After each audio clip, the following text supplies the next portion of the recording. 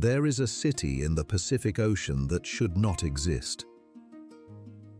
Not because it's ancient, not because it's ruined, because even today, nobody can fully explain why it's there. Built where a city had no business being built, balanced on a coral reef, surrounded by water, dependent on stone that had to be dragged across the sea, no river, no farmland, no reliable source of drinking water. Which raises an obvious question. Why build a capital city here? And yet someone built one anyway.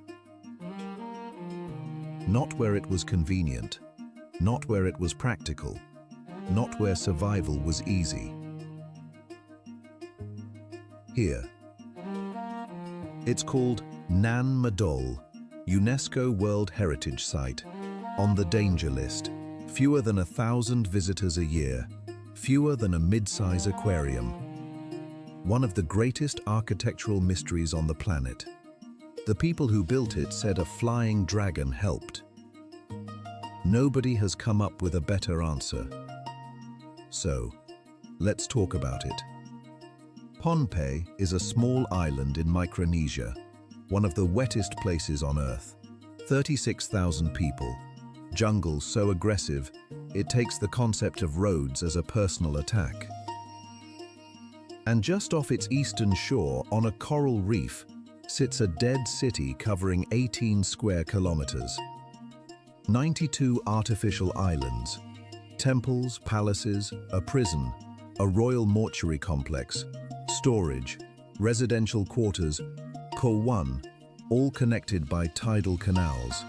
Walls up to 15 meters tall and 5 meters thick.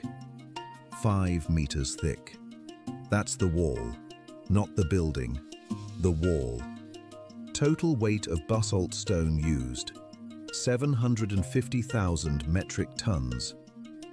The Great Pyramid contains 5.9 million tons, 6, so no, it's not the pyramid. But the pyramid was built on land, with ramps, with metal tools, with hundreds of thousands of workers. Nan Madol was built on a coral reef, in the ocean, with no wheels, no metal, no pulleys, 6 by an island population of 25,000 people, who also had to bring all the food and water by boat, just to keep the rulers alive. Easter Island gets 50,000 visitors a year. Nan Madol gets fewer than 1,000. We collectively lost the plot on this one. No written record exists of how this was built. The Saudeleur Dynasty 6, who ruled here for 500 years. 6 left no writing, no carvings, no quarry notes. What exists is oral history, passed down through generations, and those stories are extremely specific. 2 brothers arrived on Pohnpei by canoe, names Olisikpa and Olosopa, origin, the mythical Western Katao, which is the kind of place name that tells you this story did not come with receipts. They called themselves sorcerers. They wanted to build an altar to worship the god of agriculture. Tried on the main island, failed, multiple times, everything collapsed. Then they found the coral reef, and this is where the official account gets memorable. They levitated the basalt columns into place, with the help of a dragon. Not a metaphor, not a symbol, a dragon. That is the explanation passed down by the people who stood closest to the mystery, generation after generation, for centuries. You have 2 options. Option 1, regular humans with canoes moved 750,000 metric tons of rock across open ocean without tools and stacked it into 5-story walls. Option 2, accept that we genuinely don't know, and the people who were there said a dragon helped. Maybe the dragon never existed. Maybe it was a metaphor for knowledge that has since been lost. Maybe it was simply the best explanation available to people staring at something they couldn't explain. The uncomfortable truth is that we aren't in a much better position. Because the dragon story is supposed to be the unbelievable part. And yet the city itself remains, stone by stone, canal by canal, island by island, waiting for someone to explain it. And things get much stranger from here. Basalt, when lava cools slowly, forms into long hexagonal columns, like geometric logs. The heaviest ones at Nan Madol weigh 100,000 pounds each. They were quarried from the opposite side of Pohnpei, across open water, several miles away, then transported, lifted, and stacked without a single modern tool. UNESCO's official records state that construction required the mining, moving, and maneuvering of an estimated 2,000 tons of volcanic rock every year for at least 3 to 4 centuries, without the benefit of pulleys, levers, metal tools, or wheels. 2,000 tons every year for 300 years. The best current theory is rafts and ocean currents. Completely unproven. No tools at the quarry, no evidence of rafts. No account of the process exists, other than the one with the dragon. And it gets weirder. The stones don't all come from the same quarry. Geochemical analysis confirmed that different stone types were deliberately used in different parts of the structure. This wasn't improvised, this was engineered. And then there's what's under the water.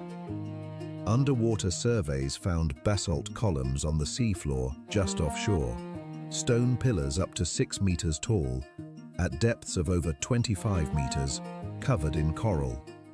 The city continues below the surface. Pohnpeian oral tradition names 2 submerged cities in that lagoon. Surveys went looking. They didn't find those cities. They found something else entirely, and nobody's fully explained it. 2.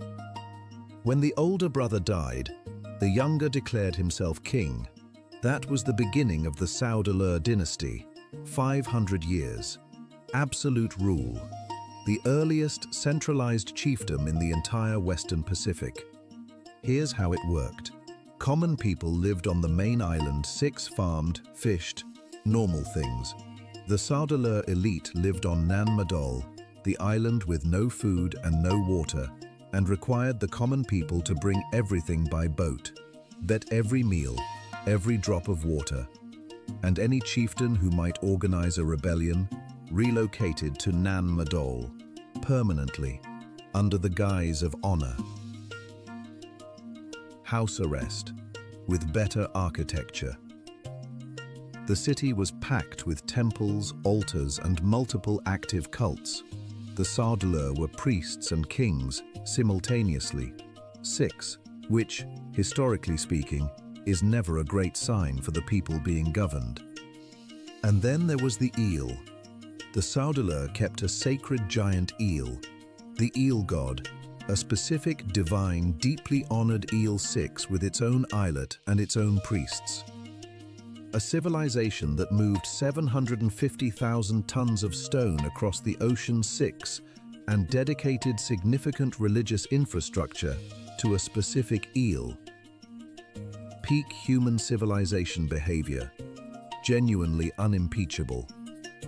The Royal Mortuary Complex, 6 Nandawas 6, is where the Saudeleur kings were buried.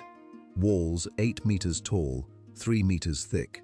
When archaeologists opened the tombs, they found human bones 6 and the bones of giant sea turtles buried alongside.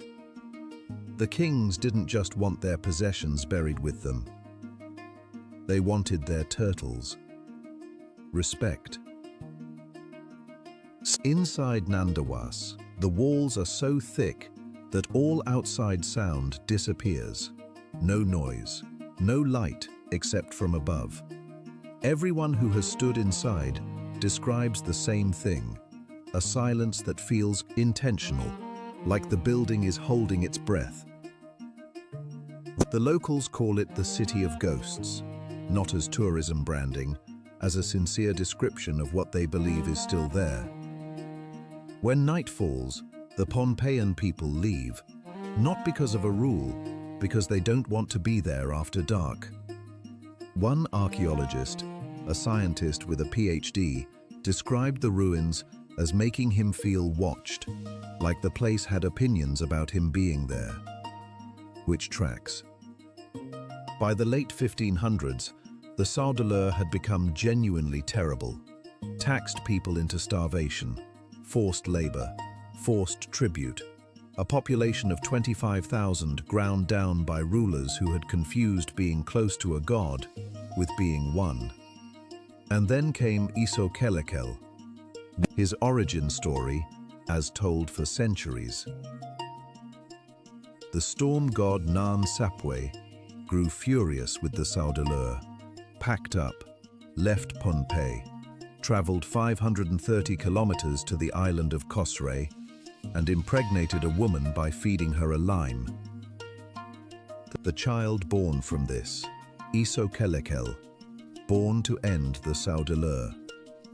He gathered exactly 333 warriors, the oral histories are very specific about that number, sailed 530 kilometers across the Pacific, and in 1628 overthrew a dynasty that had ruled for half a millennium.